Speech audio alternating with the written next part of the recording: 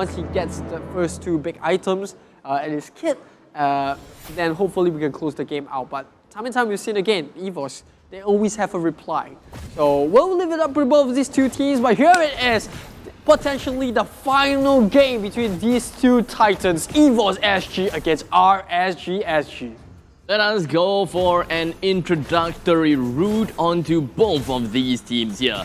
And of course, representing EVOS SG, we have JPL rocking and of course riding on a mechanical robot. And that is going to be Joyhead, while Pokemon riding in between of darkness and light, playing as Lunox. Girl onto that Eve, Potato, soccer player, Bruno. And Soul rocking onto being the bestest warrior, the bravest warrior. He is going to be playing on to Lapu Lapu. On to the side of RSG, LY4, the Virtuoso, is going to be playing on to Granger. Sync onto Esmeralda as he's looking for his, well, magic carpet, I suppose. While Sana is just going to be rocking his world as he looks into the abyss, playing onto this Selena Fossa, providing healings all over the map, playing onto Rafaela, and finally Jason onto Paquito, or may I say Pacquiao. Yeah, I mean, it's a sick looking skin, right? Yeah, and obviously no better personality to take on the role, you know, one of the best boxers in our generation. And yep, but let's not talk too much about the skin. Top lane, we do have Lapu Lapu being pushed back to, he nearly gave the first blood there, right? So nearly dropped. He's having a bit of difficulty against this Esmeralda. I would have expected them to kind of swap lanes by now, you know, Lunox does do a bit better against the Esmeralda, you know, a little bit more of that long range damage, doesn't really want to stick too close. But either way, Lapu Lapu is going to have a hard time on both sides of the map, right? You're going against a Paquito who's going to have a lower burst. You don't have to sustain early game to really match up against that bursty boxer. Meanwhile, top lane, you're going to just completely get beaten down by Esmeralda. But there is the early game that I talked about, right? Sana going the Abyssal Arrow, catches him, first blood. He's staring into the abyss.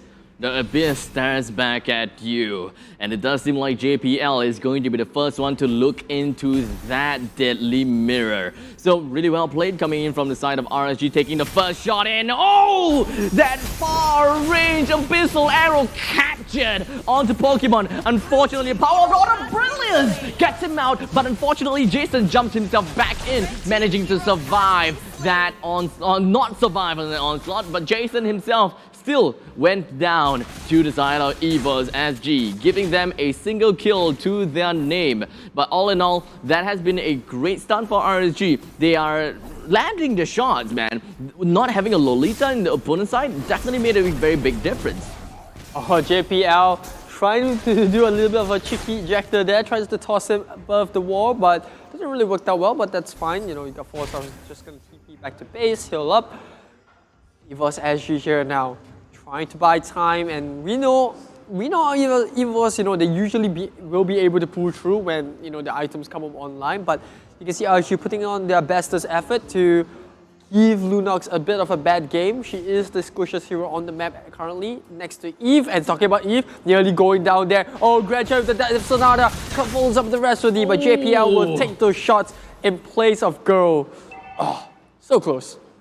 It does seem like RSG, they are slowly getting their footing, right, against EVOS, pushing them back to base and then taking the fight in the other ways, such as the fact that they are just putting, well, major damage over to the side onto the turret here in the middle lane. Unstoppable force coming from JPL as he flickers himself away from Sana after realizing that he is a little bit too deep in with not much support, not much ways to get himself out of it all. As Potato dashes himself, slides himself right next to Sync as Soul finishes off this Esmeralda, and they do have free real estate all the way in the top lane, while RSG were busy holding off the middle lane and allowing Granger to once again get another turtle to their team. Looks like they're going to be swapping objectives as of now, but RSG getting a bonus turtle in the process, getting a lot of dominance on map control in the bottom half of the map. And that's where, you know, EVOS kind of lacking for now. You know, they can't really rotate to the bottom side because they want to give Bruno this good early game, and hence why they are, you know, they kind of surrender this to RSG. But now we're going to see our first team fight. Hopefully Bravest Warrior comes up. The second phase will stun Fossa up. But there is not enough time for EVOS SG to follow up from Lapu Lapu, and that's why they will back off. things are looking pretty steady for RSG, despite the fact that we are only looking at 5 minutes into the game. They're putting quite a lot of emphasis down here in the bottom lane. Unfortunately, the Abyssal Arrow just did not land right on top of Soul, but it should be pretty much a-okay. The bottom lane turret is now destroyed as they are continuing, they are going to continue their pursuit and onslaught all the way to the middle lane as Sana pushes himself in onto JPL, almost getting it as the bouncing ball just gonna be, well, bouncing between Aforsa as well as Sana. But alas, no kills that has been credited over to EVOS SG for now. RSG now trying to capitalize off that early game momentum that we spoke about during the drafting phase. And yes, you know, they do have this 3k goal lead, but let's see where they take with this benefit that they have.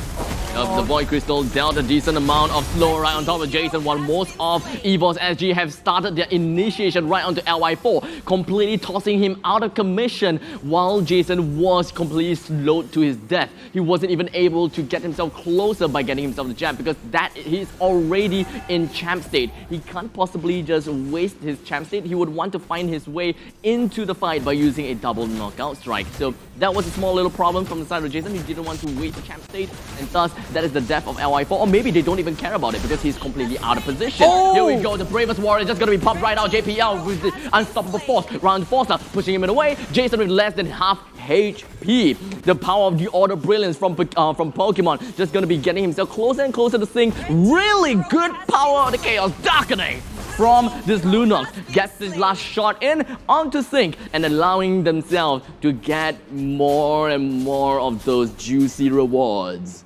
Pokemon flickered the moment he saw Sync use his Falling Star Moon, and that was how quick Pokemon actually adapted to it, right? It was like a double, right? Yeah, like sliding the moment he knew that Esmeralda was going to be slightly out of the range, he just goes in, and once again the Chaos Shot comes through, nearly gets Jason there, and now Sana in a bit of trouble himself as well. One more shot should do the trick. Potato with the crit. Pokemon! 1,600 damage, and boy oh boy is that Bruno starting to pop off. Meanwhile, Sync and Forza trying to defend. Oh, look at how quick things get deleted, bursted into flames.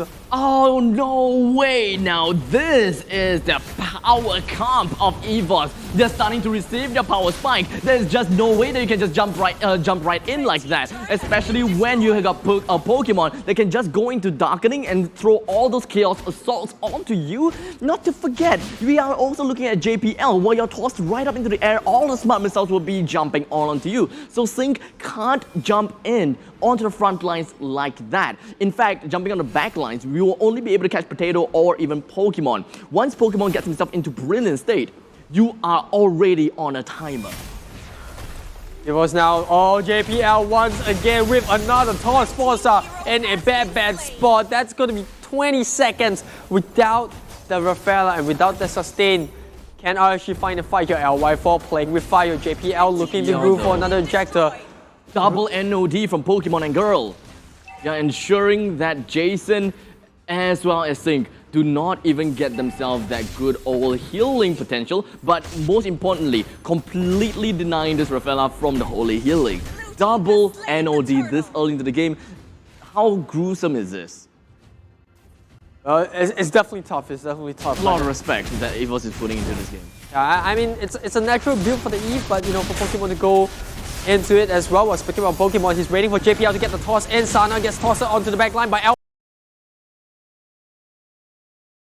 Got himself the Calamity Reaper. What's gonna be next is to ensuring that he gets himself a good amount of Oracle to ensure that he stays alive from Girl or even Pokemon. And surprisingly, he can burst down Potato if he does things right. As we goes on to the next part of this fight, the Void Crystal coming in from Eve slows Jason down. He used the Flicker to get himself out of all of that team fight. It is going to be a 4v4 at this point in time as Soul is currently out of commission. But EVOS SG, they know they shouldn't get involved anymore. And of course, also because the Lord will be popping right out in 5 seconds time. One shot from Potato. That was all it took to bring LY4 down to half HP. So you can definitely see, you know, this is where the Bruno pops off. This is where it's so dangerous to give Potato, the amount of time that he had to farm. Just about 4 minutes ago, we were talking about how RSG had this early game lead. But where is the lead now? It's just gone. EVOS now having a 5k goal lead ahead of their rivals. The game is clearly not over. Most of that late game transitions, I'm going to be looking a lot and into Sync, Jason, as well as LY4. Because the thing is, if Sync goes in with a great falling star moon and just sticks himself into the face of Potato, there's really nothing much a Potato can do. With all of that movement speed coming in from the Stardust dance, everything just can bring him forward and zone Potato away. So the late game, it is not over for RSG just yet.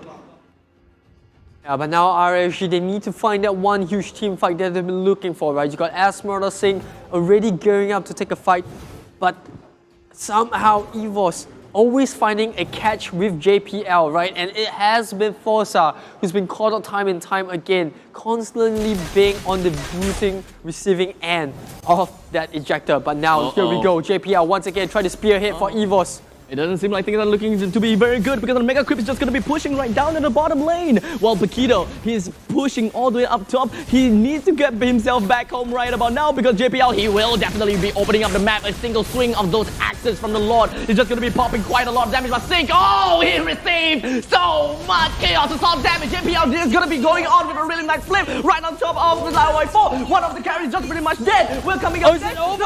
Oh! 1% and RSG goes back home just like that. EVOS SG is your one and only victor when it comes to the MPL SG Season 1 in a flawless victory throughout the matches in this Grand Final.